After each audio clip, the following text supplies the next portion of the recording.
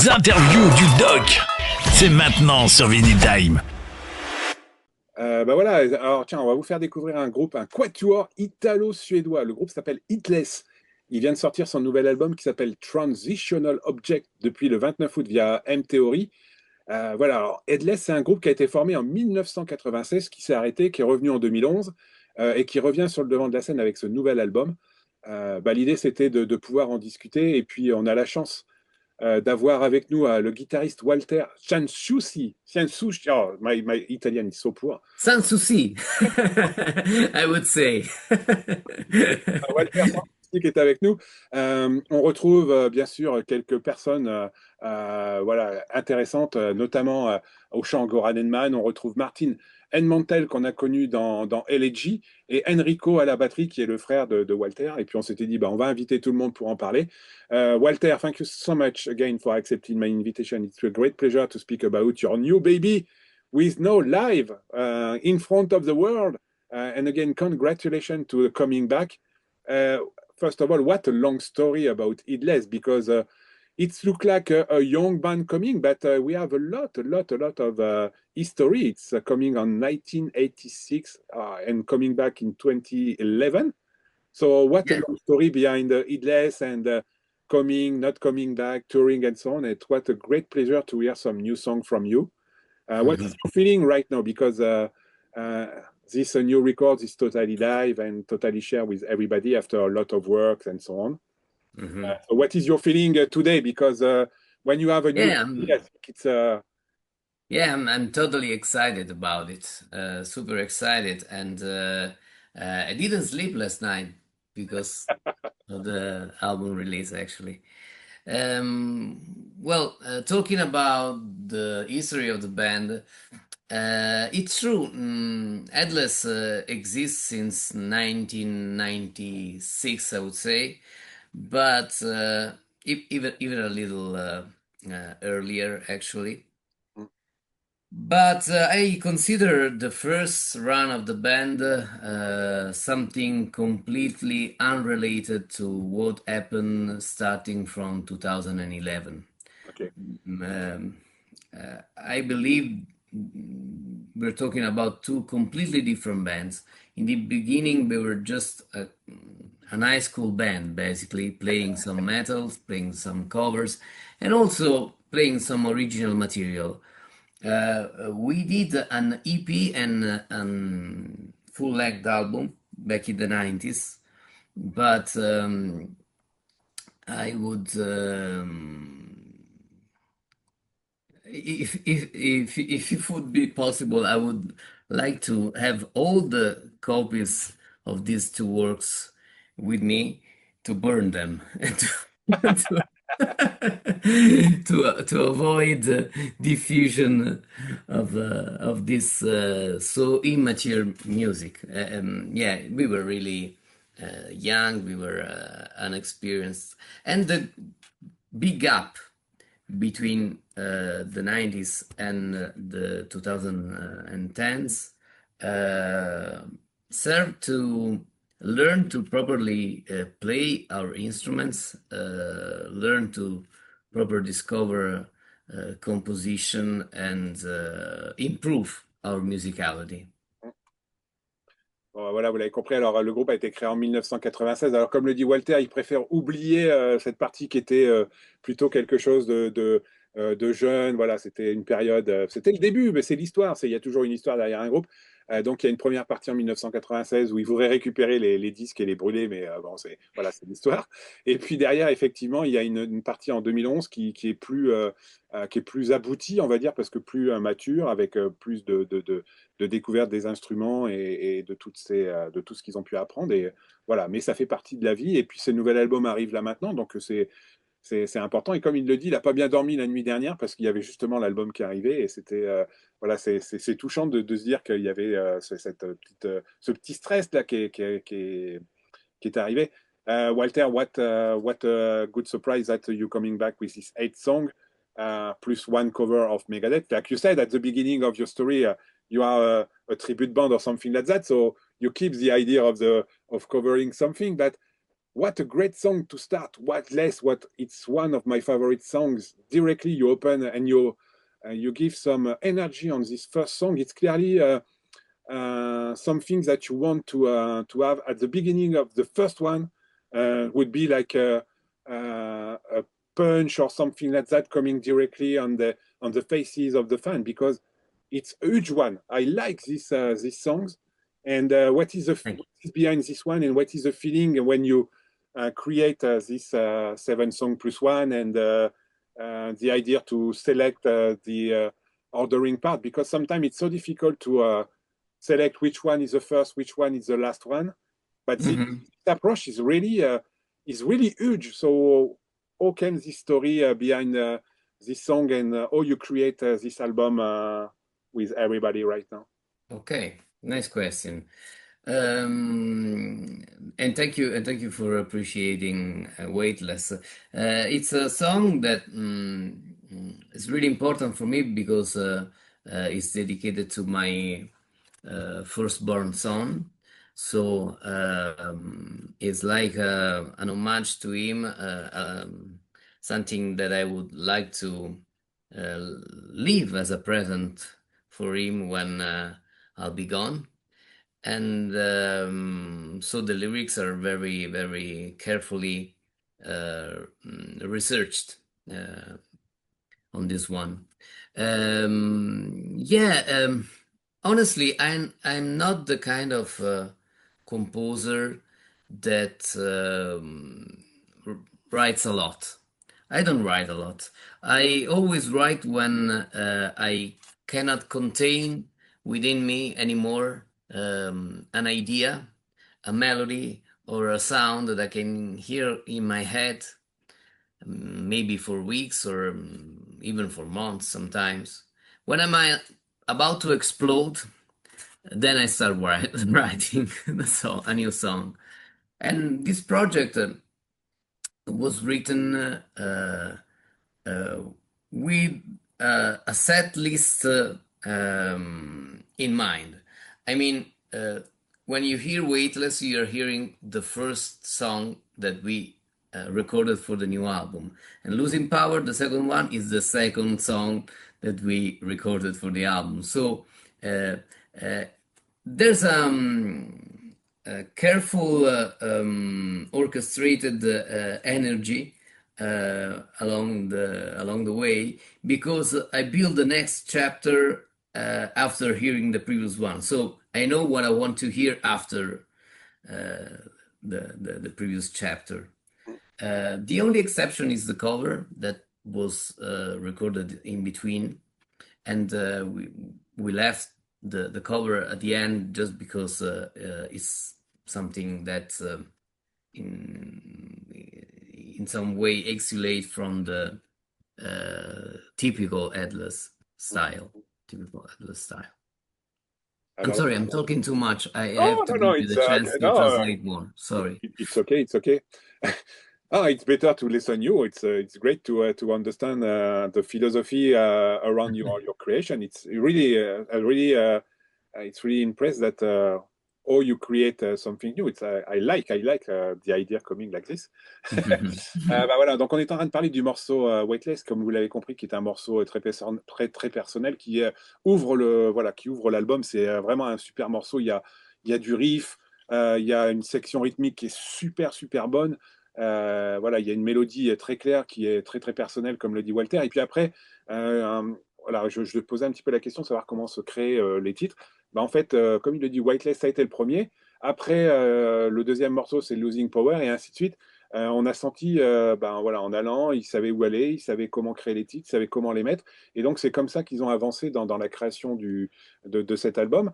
Et puis, la reprise de Megadeth, pour ne pas la nommer, qui s'appelle Atouf, I Knew It All. Elle est arrivée au milieu de tout ça, mais ils l'ont mis à la fin parce que ça fait un peu comme une fin de chapitre de cet album, de se dire, il y a les 7 titres qui sont là avant, et puis ça, c'est un petit cadeau qu'ils nous font. And Walter, on this last one, you have a good friend playing on it. It's Andy Martin Jgeli, who is playing with you for this cover of Megadeth. It's a good cover, in fact. Huh? I hope Dave Mustaine can listen this one. I think it would be great for the last album of Megadeth who is coming. I'm pretty sure. Yeah, we chose to cover Megadeth this time because, as you probably might know, I play with David Ellefson, Yes. both in studio and live since 3 years now, and I've always been a huge fan of Megadeth. If you look at my back, there's a Yeah. whole column dedicated to Megadeth, a whole column of stuff. I I have the have same so far. plenty. I have plenty of items that David didn't even see in his life. So I am really a huge fan of Megadeth, and especially the mature period. I like it a lot. The euthanasia, Yeah. cryptic writings era. And I always adore the song I thought I knew it all.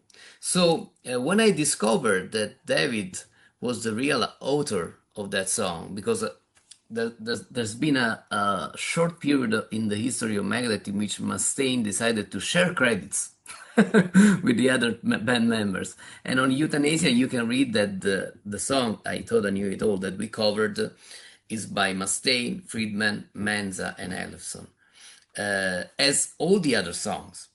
But of course, sometimes the inspiration comes from one guy more than the others. And David confessed me that for that particular one, he basically wrote it all. So it was 100% David Ellison. I was so impressed, and I said, okay, that's the right one. Let's do this. Bah voilà, vous l'avez compris. Bon, voilà, Walter, il est comme moi, il est super fan de Megadeth, de la bonne période, de la grande période de Megadeth avec tous les albums comme Euthanasia notamment, qui est un très bon album, et il y en a d'autres, Cryptic Working et puis d'autres. Il a plein de choses que David Effelson lui-même n'a pas vues. Il faut rappeler que Walter, bah, il joue aussi beaucoup avec David Effelson maintenant, que voilà, c'est une longue histoire. Je pense qu'il doit y avoir des longues soirées pour parler de la vie de Megadeth et de tout ce qui se dit. Voilà, comme l'a expliqué Walter, il y a un moment donné, effectivement, sur les crédits, vous allez regarder, ils étaient tous crédités, pas seulement Dave Mustaine, et puis il a choisi de reprendre ça parce que bah, voilà, c'est un titre de David Effelson. C'est un clin d'œil de Walter à David pour lui dire hey, tu vois que je peux reprendre tes titres, hein, c'est pas mal aussi. Et cette version-là, elle est très très bien. Walter, one things about the band, because of course, you have your brother playing drums. We have Martin Enmontal who is playing with LG before. And of course, you have Göran Edman singing a lot. It looks like a Swedish or Italian band and something like that. Or you create and or you have time to work all together. Are you working all together in the same room, or what is your approach for Okay. listening the song? Okay. Well, it's usually like this. I write some dysfunctional pattern along with the drummer Enrico, that is my cousin. When I add something interesting, start recording a demo around the basic rhythmic idea. And then when the demo is almost done, I mean drums plus guitars, no bass at all, I send the demo to both Goran and Martin. Mhm. And Goran usually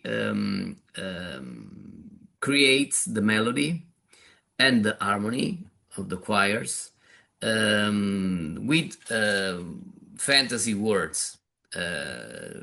Resembling to English, but it's not English, it's not Swedish, it's not a language actually. Then at the same time, Martin tried to think about a bass arrangement. When they send back their ideas to me, I usually start writing the lyrics along with the melodies created by Goran, and see if the best part is exactly matching the harmony of both my part, of course, it does, and also Goran's part. When everything is ready to go, we start really recording, and we basically record drums and guitars here in Italy. I have a studio not so far from the place of this interview. Martin has it's not his own studio, but he's very in confidence with the guy at the studio in Eindhoven, Netherlands. And finally, there's Göran putting all the efforts for the vocals in his own studio, and it's a nice studio that he built during the Fire and Ice era, and still there. It's a nice place, very isolated from the rest of the world. It's not really in Stockholm, but in a suburb called Söderhamn. And for Göran, this is the only way to go. He couldn't feel comfortable in an environment with sound engineers judging his work. He has to do it alone, and when he is ready to present the final product, usually it's perfect, even from the recording perspective. I know that Göran have a lot of different stuff coming in. I know that he have a lot of different project on the way right now. So I know that he's coming with some other bands right now. So I'm waiting some other stuff coming from some other hour or melodic rock CD with coming with Göran on it. So yeah. That's the point. Ok, so bah voilà, Walter nous a expliqué. Donc il écrit effectivement, il y a des idées de musique. Ils ont pour travailler ensemble, ils ont effectivement pas mal travaillé dans un studio qui est près de chez lui, avec Enrico qui est à la batterie. Après, il y a Martin qui est plutôt du côté d'Eindhoven, qui travaille sa base de son côté. Et puis tout est envoyé, il y a des idées qui sont envoyées à Göran, et Göran travaille de son côté à côté de Stockholm pour bâtir sa manière de chanter sur les titres qu'il reçoit. Et c'est comme ça que derrière, en faisant ce travail à quatre de chaque côté, ils arrivent à trouver quelque chose de fort et de concret, hein, comme cet nouvel album qui est dispo là depuis aujourd'hui. Et puis le travail de Göran, il pousse sa voix comme il l'entend, comme il le sent, sans stress, sans pression particulière d'un song engineer ou de quelqu'un, de gens qui sont à côté. Il travaille dans le sens du groupe et il donne toujours les meilleurs. Et comme le dit Walter, quand il reçoit la fin de ce qu'a enregistré Göran, c'est parfait, ça rentre pile poil dans ce que le groupe et dans ce que Walter attend. Walter, what is the next step after that for Headless? I know that you are everywhere. Do you thinking that at one moment you have the possibility to share on stage some music with the rest of the band? Absolutely. First, I want to complete the answer for the previous question, because you asked me if there's ever a chance to gather in the same room with the guys and play and jam together. And we did it. We tried to do this during the tours that we previously did for Headless. But it was really unexpected, the result, because we were in the same room, ready to go, ready to gather some ideas, and nothing came. So we were so embarrassed. So I think this routine that I described is really the only way to go for us. We need to be alone in an intimate place to be properly creative, both myself and Göran, actually. Voilà, c'est juste un petit compliment de réponse de Walter avant qu'on parle de jouer live. Ils ont une fois été tous ensemble dans une même pièce pour travailler. Ils étaient tous super contents, ils avaient envie d'y aller, voilà.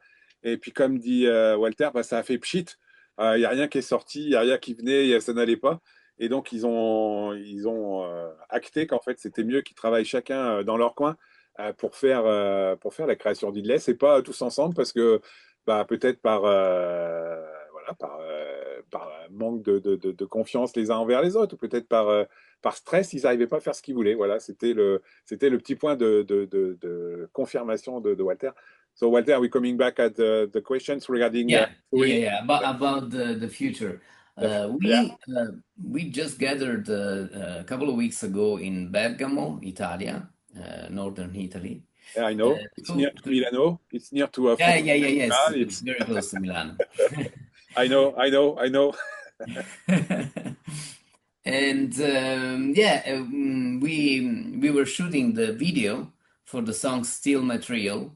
Yeah. It's gonna be out in the next weeks, and we talk a lot about touring and about possible chances to do some live performances. And we all agreed that we have to do it, absolutely. This is not a simple thing for Headless, especially because Göran has been in a bad period of his life, a very depressing period of his life during the previous album run, during the Square One era. But now he's in a good state of mind to both playing live in festivals or playing on a long tour. The problem is that I am really involved in the David Ellefson project and now also in the Ellefson Soto project. Yeah. So I have to find a way to put everything on the map, both the tour with the guys in Ellefson and the tour with Headless. So probably it will be around the summer of 2026. There will be a tour or several dates in festivals for Headless. Ah, voilà, vous l'avez compris. Alors, effectivement, Walter, il a beaucoup de travail avec deux artistes que j'adore, David Effelson et Jeff Scott Soto. Ils se sont vus, ils ont fait un nouveau clip qui va sortir prochainement. Ils se sont dit que ça serait bien effectivement de pouvoir faire des dates et de tourner. Göran Edman est dans un bon mood pour pouvoir retourner, ce qui était peut-être plus difficile il y a quelques temps.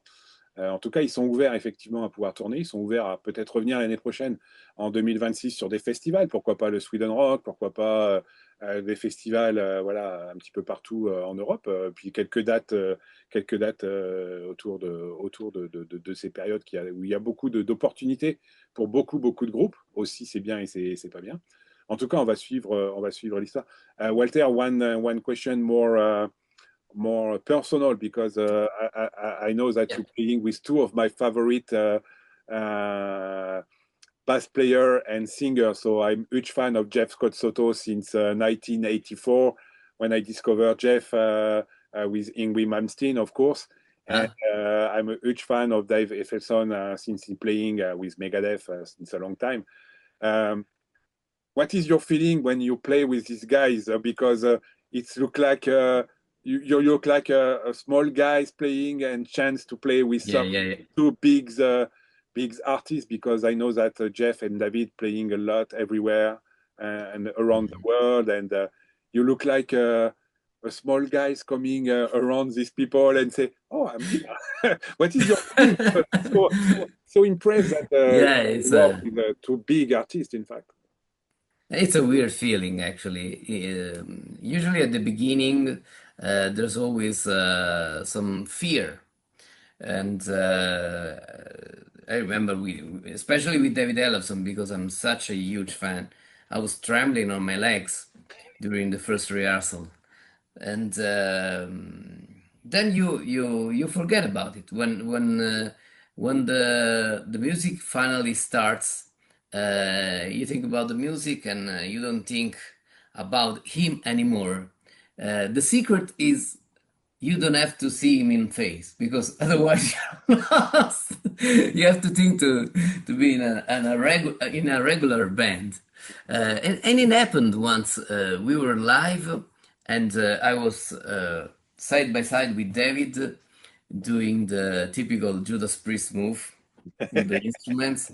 And I made the mistake to watch him in the face, and I felt like I was in a, DVD of Megadeth, and I was so shocked by this fact. I wasn't prepared for this, so I fucked up immediately my part. Yeah, but it's a great feeling actually. Ouais. So, bah voilà, j'avais une petite question un peu plus personnelle pour Walter avant de terminer, parce que bah, il est effectivement, vous l'avez compris, il joue beaucoup avec David Elfedson, avec Jeff Scott Soto, le nouvel album. D'ailleurs, il faut que je termine ma chronique du Elfedson Soto qui est disponible depuis peu. Et je lui disais comment ça se passe. Bah, effectivement, la première fois, quand ils sont rentrés dans la salle pour répéter, ses jambes tremblaient.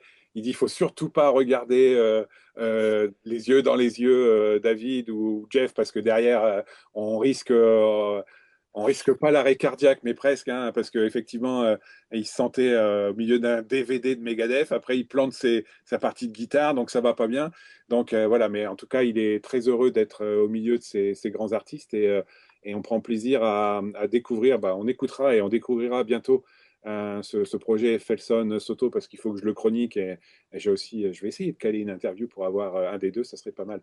Walter, before we ending again, congratulations for this new life and new look coming for Headless, and this new records coming since a couple of hours right now, with called Transitional Object, with really a mix between melodic, hour, classic, and progressive, and so on.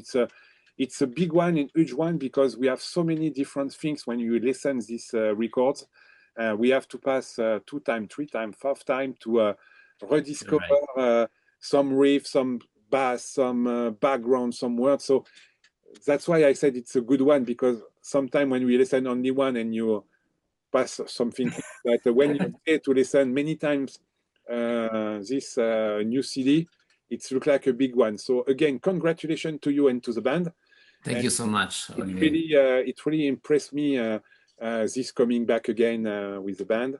And before we ending, Walter, do you have some words for the French listener we discover maybe this afternoon? Headless? Wow. Thank you so much, guys. It's always a pleasure to play in France. We did a couple of shows with Headless, and a lot of shows I did with Jeff Tate actually in France, and it's always a great feeling, because people are fresh and really.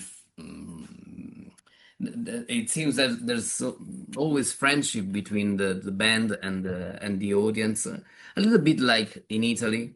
So I can't wait to see you again and play there, hopefully.